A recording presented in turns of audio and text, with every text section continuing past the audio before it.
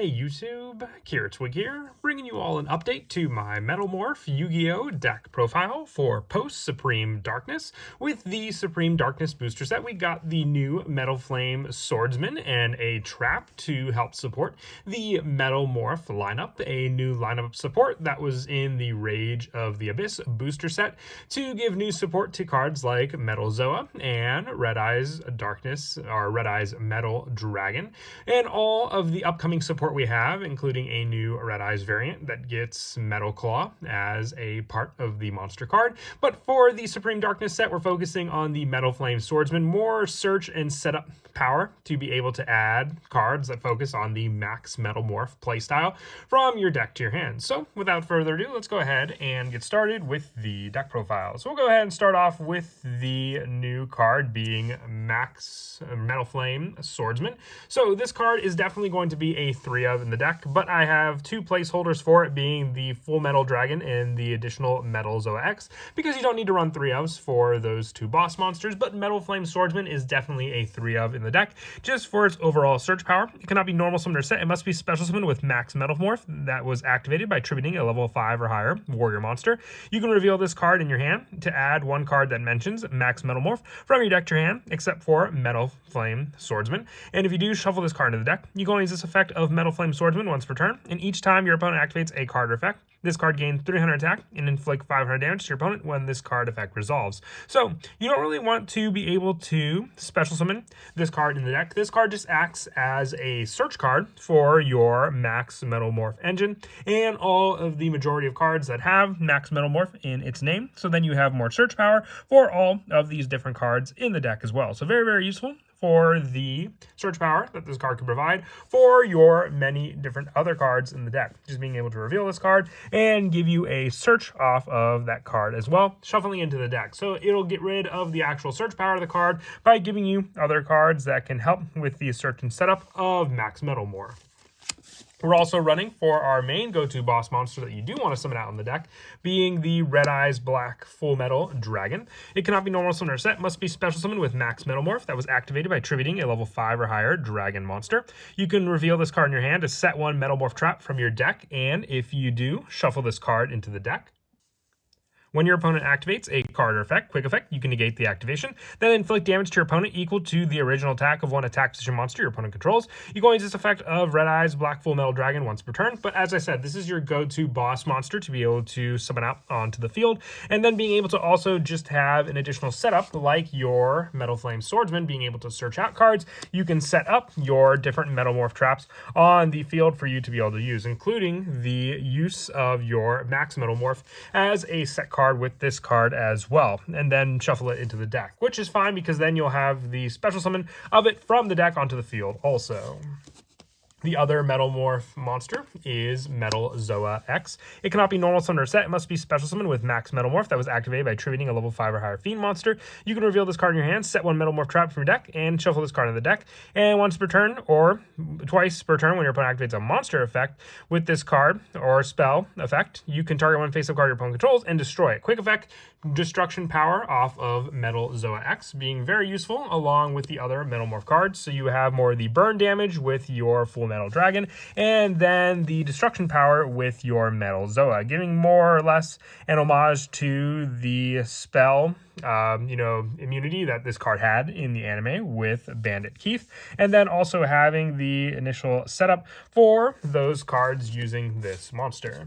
Now, if you did want to run the Metal Flame Swordsman as a monster to be able to summon out, you can summon this art with the instant fusion target of your Flame Swordsman in the extra deck, since you need to tribute out a level 5 or higher warrior monster. If you want to run the instant fusion and Flame Swordsman package in the deck as well, I can show you what cards you can take out for those cards. For the other Metal Morph support, we're running 3 copies of Metal Illusionist. Increase this card's level by 4 during your opponent's turn only. You can only use the following effects of Metal Illusionist once per turn. If this card's normal or special summon, you can set one Metal Morph card. Then if Max Metalmorph is in your graveyard, you can draw one card. You can declare one other monster type, and this card's type becomes that type until the end of your opponent's turn. This is one other way to be able to summon out the Metal Flame Swordsman, since its level does increase, and also being able to make it become a warrior warrior type monster. But Metal Illusionist can also copy any of the other needed cards, needing the Fiend type for Metal Zoa and the Dragon type for Red Eyes Black Full Metal Dragon, and meeting all the requirements for the tribute along with the Metalmorph card, making it a definite 3 of as we get more and more targets to be able to summon out with this card also. We also run the 2 copies of Zoa the Fiendish Beast. If your opponent controls a monster, you can normal summon this card without tributing. You can only use each of the following effects with Zoa the Fiendish Beast once per turn. If this card's in your hand, you can special summon it in defense. Then if Max Metalmorph is not in your graveyard, your opponent can special summon 1 monster from their hand. During the main phase, you can set 1 Metalmorph trap from your deck, giving you that trap to be able to then use Zoa the Fiendish Beast as the tribute to summon out your Metal Zoa X from the deck onto the field. Now for the Red Eyes engine, I run the 1 copy of the original Red Eyes Black Dragon and then 3 copies of Red Eyes Soul. This card's name becomes Red Eyes Black Dragon while on the field or in the graveyard. If your opponent special summons a monster except during the damage step, you can send this card from your hand or field to the graveyard to special summon 1 Red Eyes monster from your hand or deck except for Red Eyes Soul. You go into this effect of Red Eyes Soul once per turn, and you can target a Red Eyes Black Dragon you control and inflict damage to your opponent equal to that monster's original attack. So with this card being able to have the burn damage along with Red Eyes as a once per turn or a once per duel card effect, it's more or less just here to give you another dragon target to be able to summon onto the field, being your Red Eyes Black Dragon, to then tribute off into your Red Eyes Full Metal Dragon. Also, the 3 copies of Mikuzan Yaiba, the Moon Fang Dragon.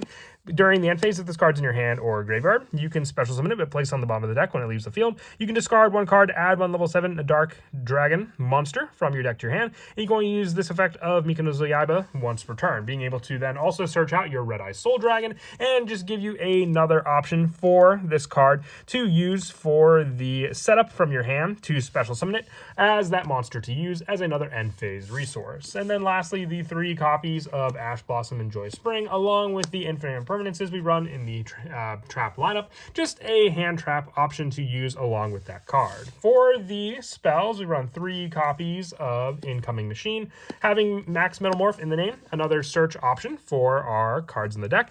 Add 1 monster that mentions Max Metalmorph or Metalmorph Trap from your deck or graveyard to your hand. If you control a Metalmorph Trap, you can banish this card from your graveyard, target 1 defense monster your opponent controls, and change it to face-up attack position, making it easier for you to swing into those monsters with your own Metalmorph card, but also being able to then add the Metal Flame Swordsman from our deck to our hand, giving us another search off of this card, and then the additional search off of Incoming Machine, or the vice versa to then grab that additional monster. Depending on the Metalmorph Trap you want or the other card, they all work well with the engine together. And then the 2 copies of Triple Tactics Thrust, just more of a trap setup depending on the specific Metalmorph Trap we want to go for when our opponent activates a monster effect. And then the 1 copy of Monster Reborn and Call by the Grave to grab more of those needed resources from our graveyard back onto the field.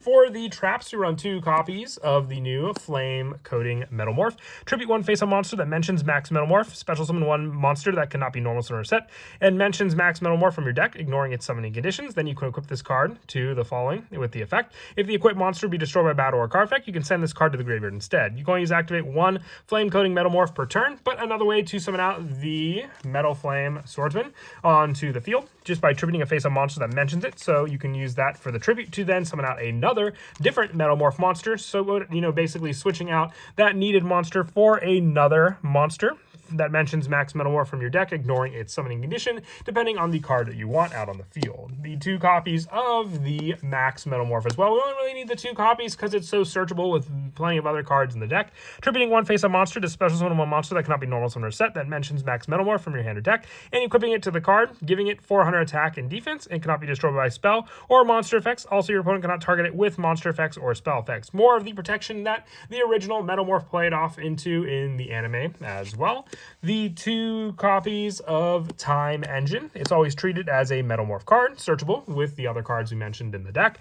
And if a monster you control is destroyed by battle or opponent's card effect, target 1 of those monsters, special summon it, then special summon 1 level 5 or higher machine monster by the effect and have Metalmorph Trap on your field or graveyard. Except this card, you can apply the effect, destroying as many monsters your opponent controls as possible, then inflict damage to your opponent equal to that special summon monster's original attack. So this kind of acts like the Time Machine that Joey copied off of Bandit Keith, and then having his Red Eyes monster deliver and and attack back at those monsters as soon as it hits the field. I run 2 copies of Metalmorph as well, just as an homage to the original card. If you didn't want to run this card, you can always swap it out for a copy of Instant Fusion and Ready Fusion to have targets for the Flame Swordsman setup, or even just increase your hand trap lineup with more copies of Effect Veiler or the Nibiru Spot as well for your monster lineup, and then the 3 copies of Infinite Impermanence along with the Ash Blossom and Joyous Spring, just another hand trap spot to run in the deck. For the extra deck, we have a pretty generic extra deck lineup for the cards we can go into with the monsters we can summon out on the field. The 1 copy of number 11 Big Eye, the 1 Mecha Phantom Beast Dracosack, the 1 number 38 Hope Harbinger, the 1 number 90, along with the 1 M7 to summon out just as added generic resources. The 2 copies of Heretic Seal of Heavenly Spheres for the dragon monster that we run in the deck to give us more special summon options and bounce resources of our opponent's cards. The 1 Nightmare Phoenix along with the 1 IP Masquerena, 1 Nightmare Cerberus, 1 SP Little Knight, and then the 1 Moon the Closed Heaven, with our non-Link 2 Link monsters being 1 Relinquished Anima, 1 Nightmare Unicorn, and the 1 Underworld Goddess of the Closed World. And then as for some of the Goto plays in the deck, as I mentioned before, the Metal Illusionist can help to set up a good variety of plays we have for our turn, being able to set the Metalmorph trap as well, and then also go for that setup. So summoning out this card, we can increase this card's level during our opponent's turn only, but with this card, if it's no more special summon, being able to set the Metalmorph trap gives us access to the Metalmorph card of choice, and then being able to special summon that monster that mentions Max Metalmorph from your hand, deck, or graveyard, and equip it onto that card. So then, with that added option, we can have the turn play to summon out this card and the specific monster as well. That was activated by tributing the monster of choice for that summon. That was activated by tributing that monster, giving you the required monster, whether it be Metal Zoa X, the Full Metal, or the Goto Flame Swordsman monster. You have all 3 monsters available to you as a resource to be able to summon out with just the added setup of Metal Illusionist, and then also being able to declare the monster you want kind of goes into the fact that you know which one you're going to be able to summon on the following turn when the trap is active also. If you have the Metal Flame Swordsman in your hand, being able to reveal this card to add 1 card that mentions Max Metalmorph from your deck to your hand, except for Metal Flame Swordsman, then you just continue on with this setup, because then you'll go for the incoming machine, add 1 monster that mentions Max Metalmorph or Metalmorph Trap from your deck or graveyard to your hand, and then from there, this is an additional play on top of the Metal Illusionist, because then you have the trap that you set off of the Metal Illusionist, along with the additional trap that you searched off of the incoming machine that you got off of the Metal Flame Swordsman monster. And then that additional card can also be used in tandem with the monster you summon out during the following turn with Max Metalmorph, depending on what you reveal, and declare with Metal Illusionist, summoning out your needed monster, and then using the Flame Coating Metalmorph to tribute that monster that mentions it to special an additional different monster depending on the effect you need on the field.